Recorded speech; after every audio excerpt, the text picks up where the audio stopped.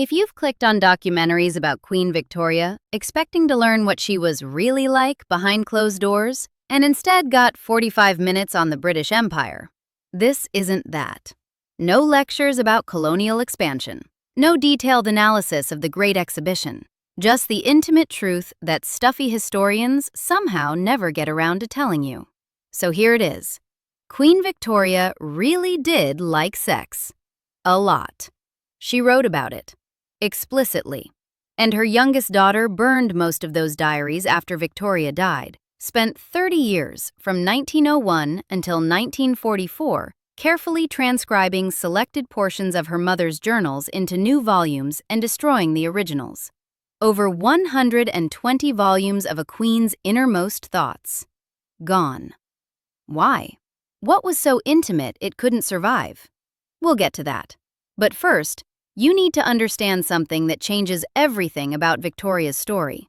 Her sexuality wasn't separate from her grief. They were the same story. A woman who spent her entire childhood starved of genuine human connection finally found it with one man. And when he died, he didn't just take her husband. He took the only person who had ever made her feel like a human being rather than a symbol. And that starts in the cold, echoing rooms of Kensington Palace. The Kensington system. That's what historians call it now, which makes it sound almost bureaucratic. It wasn't. It was a prison designed by a man named Sir John Conroy, the comptroller of Victoria's mother's household, and enforced by the Duchess of Kent herself.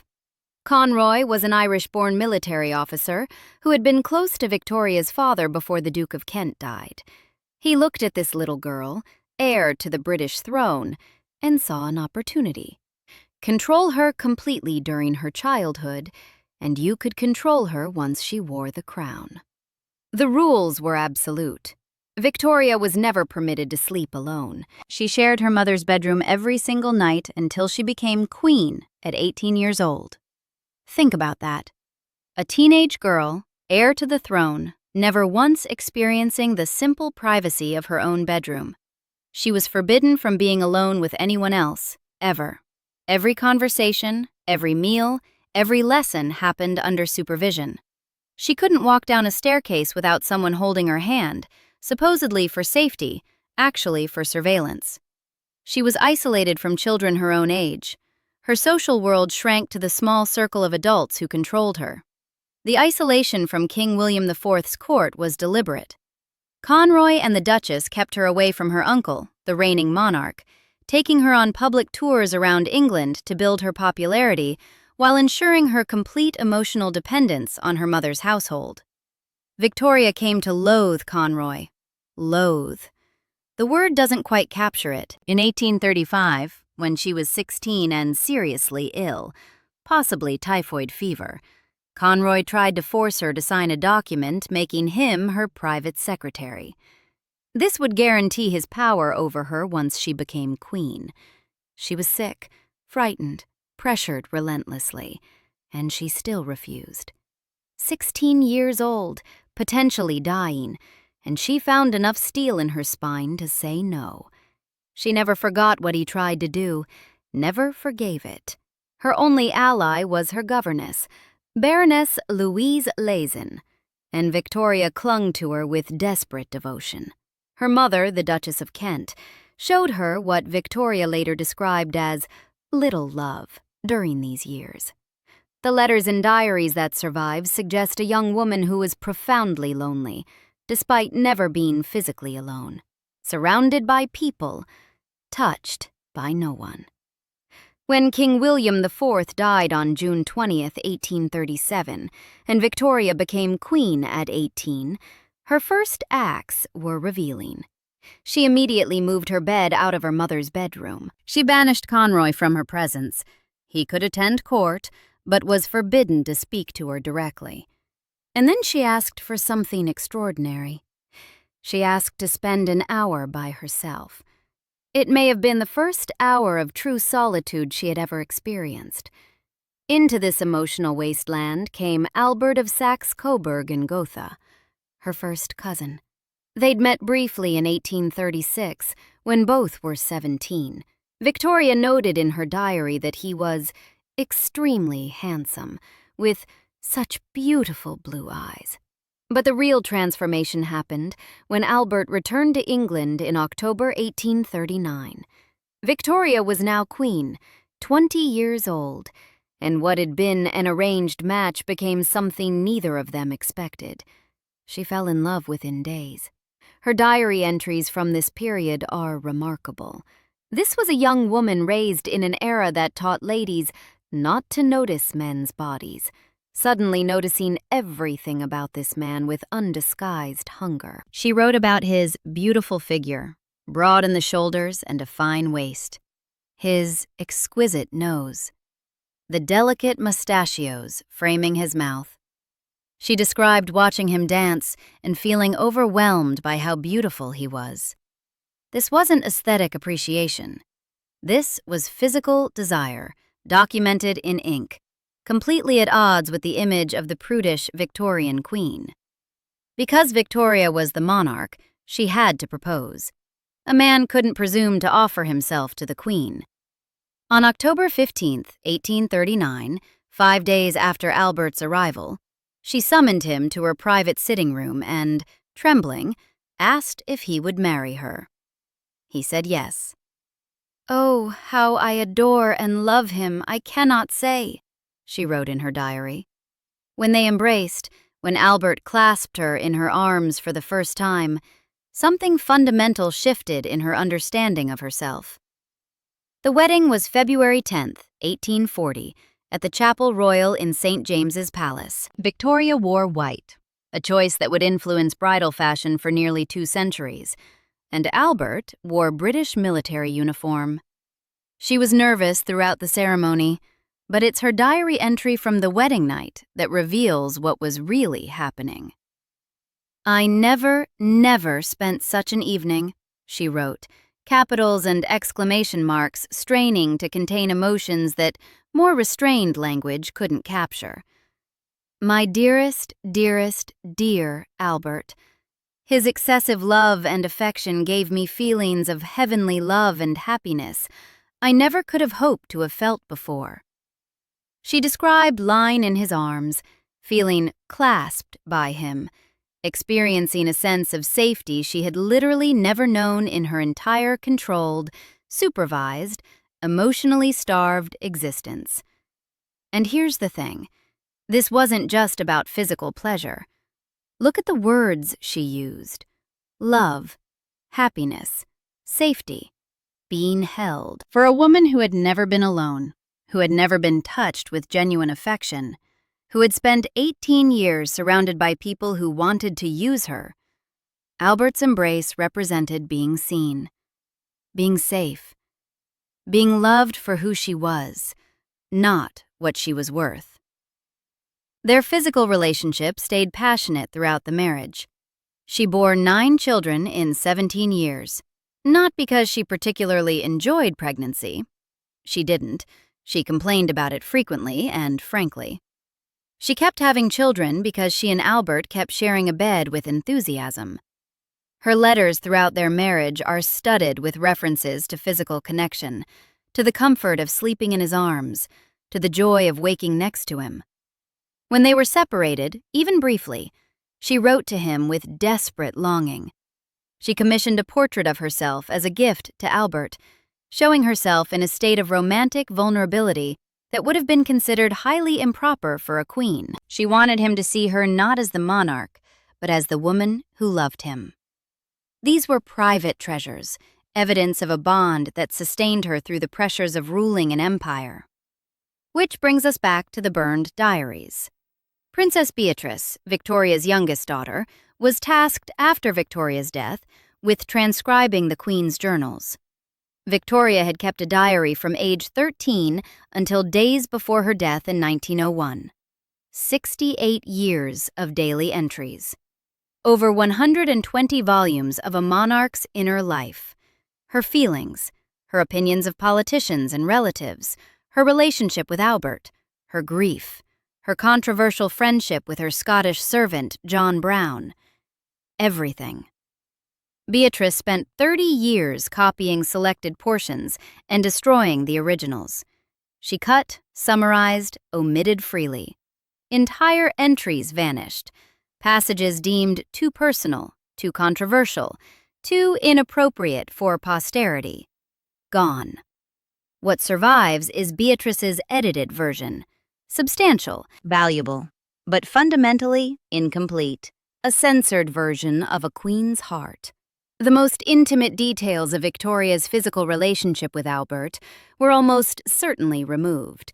Her frank discussions of their married life, her physical longing when they were separated, the full intensity of her attraction to him, and her relationship with John Brown, which sparked scandal and speculation during her lifetime, probably sanitized or reduced to nothing.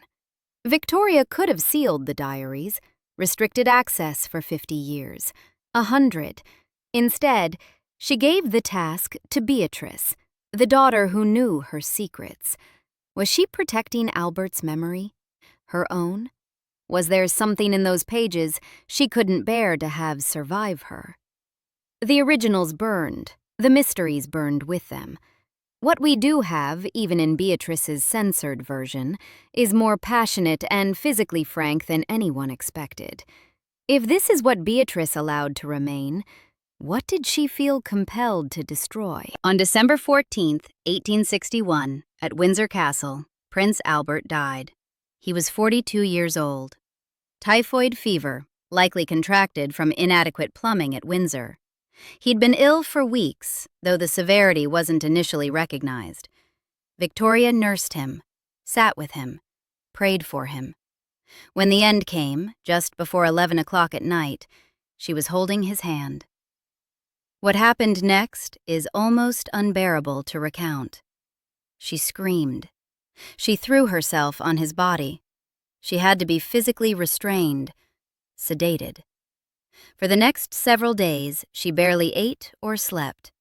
She demanded that Albert's rooms be preserved exactly as they were, his clothes laid out, his writing materials arranged on his desk, hot water brought for his shaving every morning as though he might return at any moment. This was not rational behavior. Victoria knew it wasn't. And then she said something that captures the full horror of her loss more completely than anything else she ever said. "There is no one left to call me Victoria now." In another version, "There is no one left to call me by my name." To understand why this statement is so devastating, you have to understand royal protocol. No one could call the Queen by her first name, not her prime ministers, not her courtiers, not even her own children once they reached a certain age. She was Your Majesty and Ma'am to everyone in her public life. Albert alone called her Victoria. Albert alone spoke to her as a person rather than a position. When he died, so did the last voice that treated her as a human being. This is the emotional thesis of Victoria's story, the key that unlocks everything. Her childhood was spent surrounded by people who wanted to control her. Her reign was spent surrounded by people who wanted things from her. Albert was the only person in her entire adult life who simply wanted her, who saw Victoria the woman, who loved what he saw. When Albert died, she didn't just lose her husband, she lost the only person who made her feel real. The woman who spent 18 years never being alone, who then found in Albert the first person she could truly be herself with, was suddenly more alone than she had ever been. Surrounded by a court, an empire, a family, a nation, and no one left who would call her by her name. But Victoria didn't just mourn Albert. She looked for someone to blame, and she found her eldest son. Albert Edward, Bertie, as the family called him, the future King Edward VII, was 20 years old when his father died. Just weeks before Albert's final illness, a scandal had erupted. Bertie, serving with the army in Ireland, had been smuggled an actress named Nellie Clifton into his quarters at the Curragh camp. The affair became gossip. It reached Albert's ears. Albert was horrified. He was already unwell, already exhausted from overwork, but he dragged himself to Cambridge, where Bertie was now studying, to confront his son about the disgrace. The two walked together in cold November rain while Albert lectured Bertie about duty, reputation, the damage this could do to the monarchy. Albert returned to Windsor soaked and shivering. Within days, his illness had worsened dramatically. Victoria never forgave Bertie. Never. She convinced herself that the stress of the Nellie Clifton affair, combined with that miserable rain-soaked walk, had killed her husband. She wrote to her eldest daughter that she could barely look at Bertie without a shudder. She blamed him openly, repeatedly, for the rest of her life. The boy who should have been her comfort became instead a living reminder of what she had lost. Their relationship never recovered. Victoria excluded Bertie from meaningful royal duties for decades. She refused to share state papers with him. She kept him at arm's length emotionally and professionally, treating him less like an heir and more like a disappointment she was forced to tolerate. When Bertie finally became King Edward VII in 1901, he was 59 years old and had spent his entire adult life being punished for a scandal that probably had nothing to do with his father's death. Was Victoria right to blame him? Typhoid fever doesn't care about emotional stress. Albert likely caught it from Windsor's primitive sewage system, which had been a known problem for years. But grief doesn't follow logic. Victoria needed someone to be responsible for the unbearable, and Bertie was convenient. She had never particularly liked him anyway.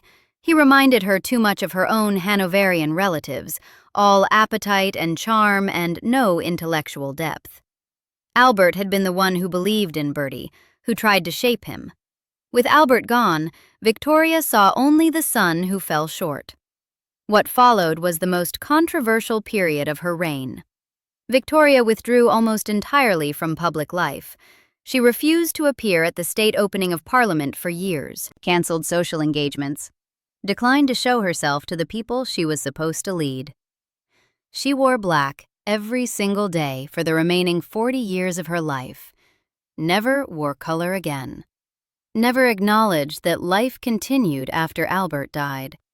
The mourning rituals she established at Windsor would have been excessive even by Victorian standards, and Victorian England loved elaborate mourning. Albert's rooms were preserved as shrines. His clothes remained in wardrobes. His pocket watch was wound daily. Fresh flowers placed in his rooms. Hot water for shaving brought to his dressing room every morning, as though he might appear to use it. Victoria kept a photograph of Albert above her bed. She spoke to his portrait, told him about her day, sought his counsel on decisions of state. When she finally died in 1901, she was buried with a plaster cast of his hand and a photograph of him in her arms. She commissioned memorials, statues, commemorative works, the Royal Albert Hall, the Albert Memorial in Kensington Gardens, building him a permanent presence in the world since she couldn't have his actual presence beside her. Her private letters reveal devastation. She wrote of wanting to die, of finding no joy in anything, of feeling her life had effectively ended with his. Mere continuation, a duty to her children and her throne that she fulfilled without meaning or purpose. But even in her seclusion, the outside world found ways to intrude, violently. Victoria survived at least 7 assassination attempts during her reign. 7 times, someone tried to kill her. The first came in June 1840, just 4 months after her wedding, when an 18-year-old named Edward Oxford fired 2 pistols at her carriage as she rode up Constitution Hill with Albert beside her. Both shots missed.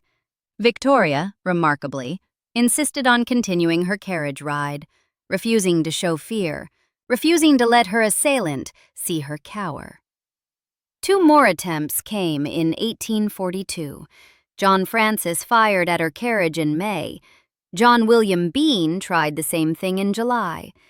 In 1849, an unemployed Irishman named William Hamilton discharged a pistol at her. In 1850, Robert Pate actually struck her with his cane, leaving a bruise on her forehead. In 1872, Arthur O'Connor pointed an unloaded pistol at her and demanded she release Irish political prisoners. In 1882, Roderick MacLean shot at her railway carriage in Windsor. 7 attempts, 7 moments when Victoria faced her own death. And here's what's strange. These assassination attempts often did more to reconnect her with her people than any official ceremony could have. After each attack, there would be an outpouring of public sympathy. Crowds would gather to cheer her. Her popularity would surge. The invisible monarch would become briefly visible again, and the nation would remember they had a queen, and that they didn't want to lose her. Victoria herself was remarkably unfazed by these attempts. She showed physical courage that surprised everyone who knew her. But she also seemed almost indifferent to her own survival in those dark years after Albert's death. Living or dying, what did it matter when the person she lived for was already gone? And then came John Brown. He was a Scottish gillie, a Highland servant, who had worked at Balmoral during Albert's lifetime, leading the prince on stalking expeditions through the Scottish hills. After Albert's death, Victoria retreated increasingly to Balmoral, and Brown became her personal attendant. By the mid-1860s, he was constantly at her side. The relationship was unlike anything Victoria had with anyone else. Brown spoke to her with a bluntness that would have gotten anyone else banished from court. He called her woman. He ordered her about. He told her when she was being foolish. And Victoria, the Queen Empress who terrified prime ministers, took it. She didn't just tolerate Brown's familiarity. She seemed to need it. The rumors started almost immediately. The press nicknamed her Mrs. Brown. Pamphlets circulated suggesting they had secretly married. Some whispered they were lovers. A few scandalous publications even claimed Victoria had borne Brown's child. Complete fabrication. But the fact that people believed it tells you how intimate their relationship appeared. Victoria's own children were appalled. Bertie, already frozen out over the Nellie Clifton affair, watched his mother lavish attention on a servant while treating her own heir like a criminal. The Prince of Wales and his siblings confronted Victoria about Brown repeatedly. There were arguments, threats. The children warned her that the relationship was damaging the monarchy's reputation. Victoria didn't care. Or rather, she cared more about Brown than she cared about what anyone thought. What was the relationship really? We'll never know for certain. The diary entries that might have told us were among those Princess Beatrice destroyed. What survives suggests intense emotional dependence, possibly something more. Brown slept in a room connected to Victoria's chambers. He alone could calm her during her fits of anxiety. She gave him gifts, promoted him, defended him against all critics. When Brown died in 1883, Victoria was devastated again. Not as completely as she had been with Albert, nothing could match that, but genuinely bereft. She wanted to publish a memoir praising him. Her household talked her out of it. She wrote to his family that he had been the best, the truest heart that ever beat. The difference between how Victoria responded to her prime ministers tells you everything about what she craved. Benjamin Disraeli understood her. He became prime minister in 1868, and again from 1874 to 1880, and he grasped something essential. Victoria wanted to be treated as a woman, not just a monarch. He flattered her shamelessly, called her the fairy, sent her flowers, wrote her letters that read like love notes, effusive, personal, warm. He consulted her opinions and made her feel that her views mattered. He told her she was wonderful. Victoria adored him, absolutely adored him. William Gladstone was the opposite.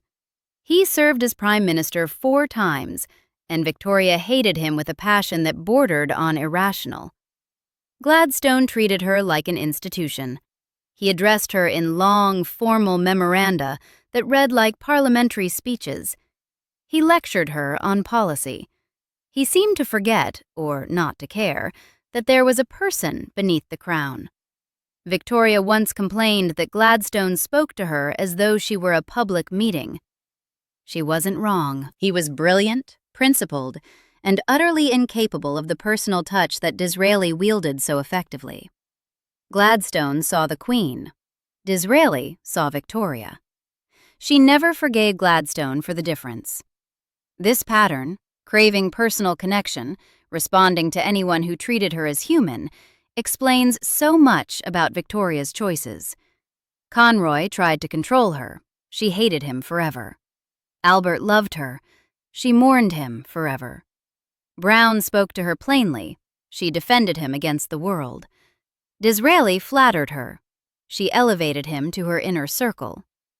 Gladstone addressed the role. She froze him out. Victoria wasn't complicated in this regard. She was remarkably simple. She wanted to be seen. And then, in 1887, she found another person who saw her. Abdul Karim was a 24-year-old Indian Muslim who arrived at court as a servant during Victoria's Golden Jubilee celebrations. He was meant to wait at table. Within months, he was teaching Victoria Hindustani. Within years, he had become her closest confidant, her munshi, her teacher, her friend. The pattern repeated itself. Abdul Karim spoke to Victoria in ways that servants weren't supposed to.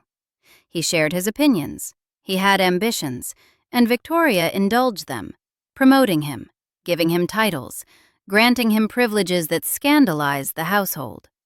By the 1890s, he occupied a position at court that rivaled what John Brown had held a decade earlier. And once again, Victoria's family was horrified.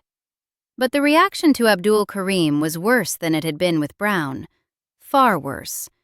Because Brown had been Scottish, rough and improper, but at least he was white and British. Abdul Karim was Indian and Muslim. The racism at court was explicit and vicious. Victoria's household despised him.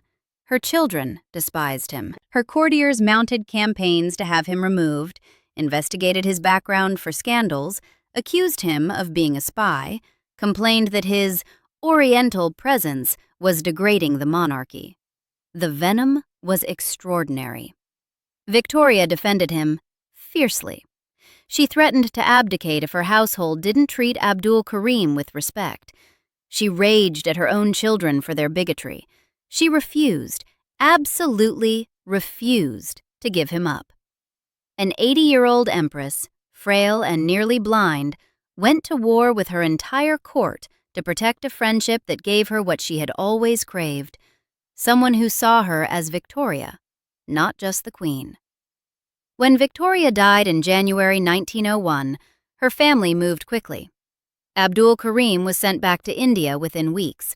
They burned his correspondence with Victoria, more destroyed letters, more secrets erased. His cottage at Balmoral was searched. Everything connecting him to the Queen was eliminated with an efficiency that suggests how much they had hated him, and how much they feared what might be discovered. What was the relationship? Friendship, certainly. Emotional dependence, probably. Something more? The pattern of destruction makes it impossible to know, but the pattern itself tells us something. Victoria's relationships kept producing secrets that her family felt compelled to burn. So here's where people divide, and where I refuse to tell you what to think. One view. Victoria suffered from what we would now recognize as prolonged grief disorder, possibly overlapping with major depressive disorder, persistent inability to accept death, intense longing, difficulty engaging with life, emotional numbness, a sense that life has lost meaning. By modern psychological standards, she needed serious clinical intervention. Defenders point out that she did eventually return to her duties. By the 1870s and 1880s, She was again engaged with her ministers, making decisions, exercising influence. She never stopped reading state papers, even in the darkest years. She maintained correspondence with heads of state across Europe. The grandmother of Europe, so many of her descendants on continental thrones, didn't actually neglect international relations. She just performed that role privately, through letters and audiences, rather than public ceremonies. The other view. Victoria was a monarch who had responsibilities to millions of people, many of whom were suffering in ways she could have addressed had she not been consumed by her own grief. London in the 1860s was full of poverty, full of need. Her subjects didn't have the luxury of retreating to castles in Scotland to mourn for decades. Republican sentiment grew during her seclusion. People questioned what, exactly, the monarchy was for if the monarch was invisible. Critics at the time, and since, have called her withdrawal selfish. Privileged grief, performed at the expense of duty. She blamed her son for a death that wasn't his fault. She elevated servants to status that scandalized the nation. First Brown, then Abdul Karim. She spent 40 years performing mourning, while real people suffered real hardships that their queen seemed not to notice. Which view is correct? Maybe both. Maybe neither. Maybe a woman can be devastatingly depressed and still have responsibilities she failed to meet. Maybe someone can suffer authentically and still be criticized for how their suffering affected others. Maybe grief doesn't excuse everything.